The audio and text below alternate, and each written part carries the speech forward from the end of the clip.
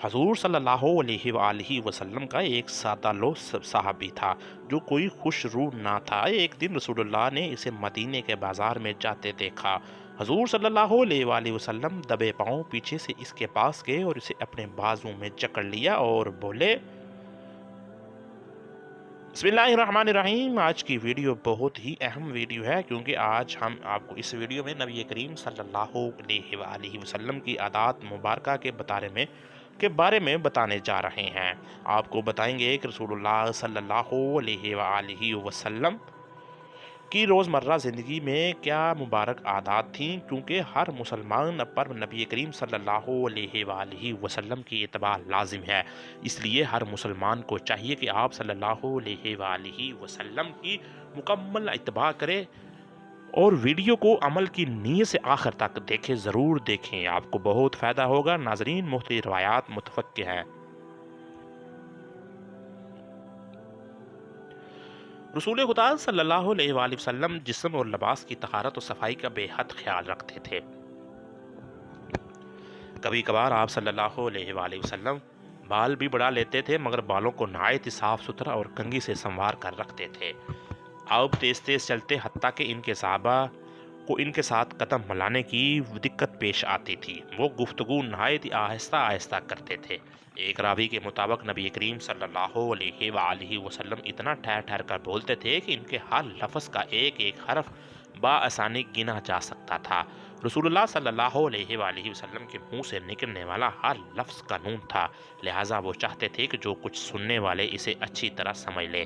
نبی کریم صلی اللہ علیہ وآلہ وسلم سادہ اور شائستہ زبان استعمال کرتے تھے، وہ خواہ کسی فرد سے گفتگو کر رہے ہوں یا مسلمانوں کے اجتماع سے خطاب کر رہے ہوں۔ ان کا طرز تکلم ہر طرح کے تسنہ سے پاک ہوتا تھا۔ حاضرین، رسول اللہ صلی اللہ علیہ وآلہ وسلم نہایت ہی سادگی سے زندگی بسر کرتے تھے۔ وہ اپنے جوتوں کی خود مرمت کرتے، اپنے بکریوں کا خود دودھ دوتے اور اس کام کے لیے اپنے خادم کو تکلیف دینا بھی گوارا نہ کرتے۔ ان کی ذاتی خادم حضرت انس رضی اللہ تعالی عنہ کا کہنا ہے کہ میں نے 10 سال رسول اللہ کی خدمت اقدس میں گزارے، انہوں نے مجھ سے ایک بار بھی نہیں پوچھا کہ تم نے یہ کام کیوں نہیں کیا یا کیوں کیا ہے۔ وہ ہمیشہ مجھ سے نہایت ہی شفقت فرماتے۔ رسول اللہ کی عادت مبارکہ تھی کہ آپ صلی اللہ علیہ وآلہ وسلم ننھے منھے بچوں سے بڑا پیار کرتے تھے اور جہاں کہیں بچوں کو دیکھتے خوش ہو جاتے۔ بچوں کو ہنسانے کے لیے ان سے مذاق بھی کرتے۔ فطری طور پر وہ اپنے نواسوں حضرت حسن اور حضرت حسین سے بھی بے حد پیار کرتے تھے۔ بسا اوقات وہ نماز کے دوران بھی ان میں سے ایک کو بازو میں اٹھا لیتے۔ جب نبی کریم سجدے میں جاتے تو نواسے کو پاس کھڑا کر لیتے اور سجدے سے اٹھ کر اسے پھر گود میں لے لیتے۔ جب دونوں بچے ذرا سیانے ہوئے تو نبی کریم صلی اللہ علیہ وآلہ وسلم مسجد نبوی میں انہیں ادھر ادھر دوڑاتے پھرتے۔ نماز با جماعت کے دوران کبھی کبھار وہ رسول اللہ کی ٹانگوں میں سے گزر جاتے۔ رسول اللہ انہیں کچھ نہ کہتے۔ اللہ کے رسول ہر ایک سے مشفقانہ برتاؤ کرتے، حتیٰ کہ معمر خواتین ان سے لمبی لمبی بے سر و پا باتیں بھی کرتی، مگر رسول اللہ کو کوئی اکتاہٹ محسوس نہ کرتے۔ سبحان اللہ، کیا شان ہے پیارے آقا صلی اللہ علیہ وآلہ وسلم کی۔ رسول پاک صلی اللہ علیہ وآلہ وسلم کی عادت مبارکہ یہ تھی کہ سفر کے دوران وہ ہر قافلے کے ہر فرد کے ساتھ رابطہ رکھتے اور بار بار لوگوں کے پاس جاتے تاکہ وہ خوش رہیں۔ ایسے ہی ایک موقع پر وہ اپنے پرانے دوست حضرت جابر رضی اللہ تعالی عنہ کے پاس گئے جو اپنے بڑے اونٹ پر سوار جا رہے تھے۔ حضور صلی اللہ علیہ وآلہ وسلم نے خود پر اس طرح سنجیدگی عطاری کر لی کہ کوئی بھی دیکھنے والا سمجھ سکتا تھا کہ نبی کریم مذاق فرما رہے ہیں۔ پھر انہوں نے جابر سے کہا، اچھا، کیا تم اپنا اونٹ میرے ہاتھ فروخت کرنا چاہتے ہو؟ ہاں، مگر ایک شرط پر کہ میں اونٹ مدینہ واپس جا کر آپ کے سپرد کر دوں گا۔ جابر رضی اللہ تعالیٰ عنہ نے جواب دیا، لوگے کیا؟ آپ بتائیے، 1 درہم میں بیچو گے؟ رسول خدا نے کہا، اے اللہ کے نبی، آپ مجھے لوٹنا چاہتے ہیں؟ جابر رضی اللہ تعالیٰ عنہ نے پکارا، تو چلو 2 درہم لے لو۔ ہرگز نہیں، تو 3، 4، 5 رسول اللہ نے قیمت بڑھائی اور بالآخر 40 درہم تک پہنچ گئے۔ حضرت جابر رضی اللہ تعالیٰ عنہ رضامند ہو گئے۔ پھر رسول اللہ صلی اللہ علیہ وسلم نے چند ادھر ادھر کی باتیں کی اور قافلے میں کسی اور شخص سے ملاقات کے لیے روانہ ہو گئے۔ مدینہ واپس پہنچ کر جابر رضی اللہ تعالیٰ عنہ نے اپنی زوجہ سے تمام ماجرا کہہ سنایا اور بتایا کہ کس طرح دوران سفر رسول اللہ سے خوشگوار ملاقات ہوئی تھی۔ نیک بخت کچھ زیادہ ہی محتاط تھا اور اس نے حضرت جابر سے اصرار کیا کہ وہ رسول اللہ کی بات کو مذاق تصور نہ کرے بلکہ اونٹ رسول اللہ کے گھر لے جائیں۔ جب رسول اللہ کو اطلاع ملی تو وہ مسکرائے اور انہوں نے اپنی خزانچی کو حکم دیا کہ جابر کو 40 درہم ادا کر دو۔ رسول اللہ نے وہ اونٹ بطور تحفہ دوبارہ جابر کے حوالے کر دیا اور یہ اونٹ اس کے بعد بھی کئی سال تک حضرت جابر رضی اللہ تعالیٰ عنہ کے پاس رہا۔ جب بھی جابر رضی اللہ تعالیٰ عنہ کو اس واقعے کی یاد آتی اور رسول پاک کی اس یادگار تحفے کو دیکھتے تو نبی کریم کی یاد میں کھو جاتے۔ ناظرین، اللہ کے نبی صلی اللہ علیہ وآلہ وسلم جانوروں پر بڑی شفقت فرماتے۔ ایک روز نبی کریم فوجی دستے کی معیت میں جا رہے تھے کہ ایک صحابی حضور کے پاس کسی پرندے کے چند چھوٹے بچوں کو لایا۔ ان کی ماں بھی ساتھ تھی۔ رسول خدا نے ان سے پوچھا تو صحابی نے بتایا، میں نے ان بچوں کو ایک گھونسلے میں دیکھا، جوں ہی میں ان کے قریب گیا ان کی ماں پرواز کر گئی۔ میں نے تمام بچوں کو اپنے رومال میں لپیٹ لیا۔ جب میں چلا تو ان کی ماں بھی میرے سر پر منڈلانے لگی۔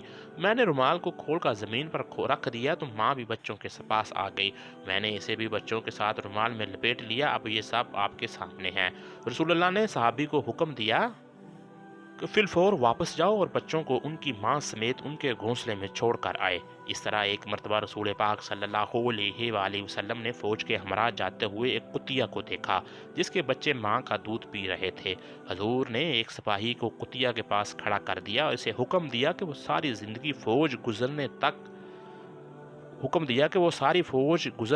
کتیا کے پاس کھڑا رہے اور کسی کو اسے پریشان نہ کرنے دے۔ ایک روز مدینہ میں ایک اونٹ بھاگتا ہوا آیا اور رسول اللہ کے سامنے گھٹنے ٹیک کر بیٹھ گیا۔ فوراً ہی چند افراد بھی وہاں پہنچ گئے جو اونٹ کو پکڑنا چاہتے تھے۔ رسول خدا نے ان سے ماجرا پوچھا تو انہوں نے بتایا، اونٹ بہت بوڑھا ہو گیا ہے، اب وہ کنویں سے پانی کھینچنے کا کام نہیں کر سکتا، چنانچہ ہم ذبح کرنا چاہتے ہیں۔ رسول اللہ کو اونٹ پر رحم آیا، انہوں نے کہا، اسے چراگاہ میں چھوڑ دو، اس نے تمہاری طویل عرصے تک خدمت کی ہے۔ اونٹ کے مالک رسول اللہ کی بات سے متفق ہو گئے اور اونٹ کو واپس لے گئے۔ ناظرین، روایات میں آتا ہے کہ ایک اور سفر کے دوران حضور صلی اللہ علیہ وآلہ وسلم چند دوستوں کی معیت پر تھے۔ انہوں نے صحرا میں ملنے والے ایک گٹریے سے بیڑیے حضور صلی اللہ علیہ وآلہ وسلم کے ایک رفیق سفر نے کہا، میں بیڑیے کو ذبح کر لیتا ہوں تو میں اس کی کھال اتار دوں گا۔ تو دوسرے صحابی نے ذمہ داری لی، تیسرے صحابی نے گوشت پکانے اور کھانا تیاری کرنے کی حامی بھر لی۔ ہر ایک نے کچھ نہ کچھ کام اپنے ذمے لے لیا تو رسول اللہ نے کہا، میں جا کر خشک لکڑیاں اکٹھی کرتا ہوں۔ تمام صحابہ نے جو وہاں موجود تھے کہا، یا رسول اللہ، یہ کام بھی ہم سب کر لیں گے، مگر رسول اللہ نے فرمایا، میں لکڑیاں ضرور لاؤں گا، یہ مناسب معلوم نہیں ہوتا کہ آپ سب لوگ تو کام کریں اور میں کوئی مدد نہ کروں۔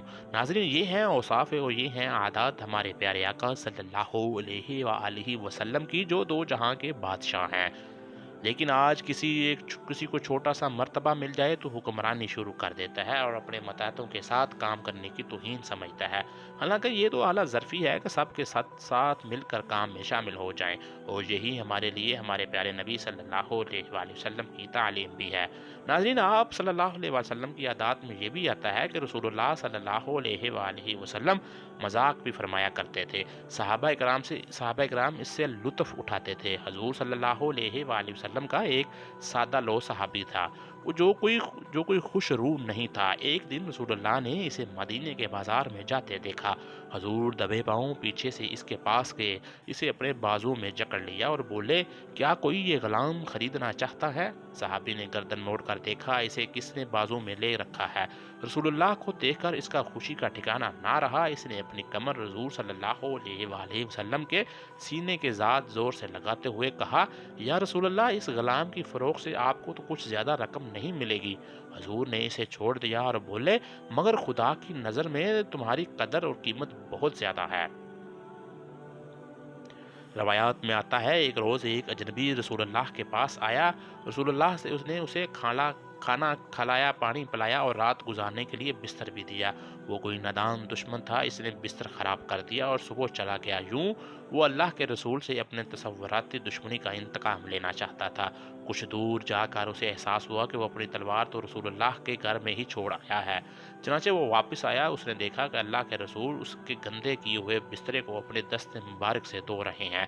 یا رسول پاک صلی اللہ علیہ وآلہ وسلم نے مہمان کو دیکھا تو انہوں نے اس کی تلوار اٹھا کر اس کے حوالے کر دی، اجنبی کو ملامت تک نہ آئی۔ اکڑ و بدھ پر حضور صلی اللہ علیہ وآلہ وسلم کے اس اخلاق کا اتنا اثر ہوا کہ اس نے رسول اللہ صلی اللہ علیہ وآلہ سے معافی طلب کی اور کلمہ پڑھ کر مسلمان ہو گیا۔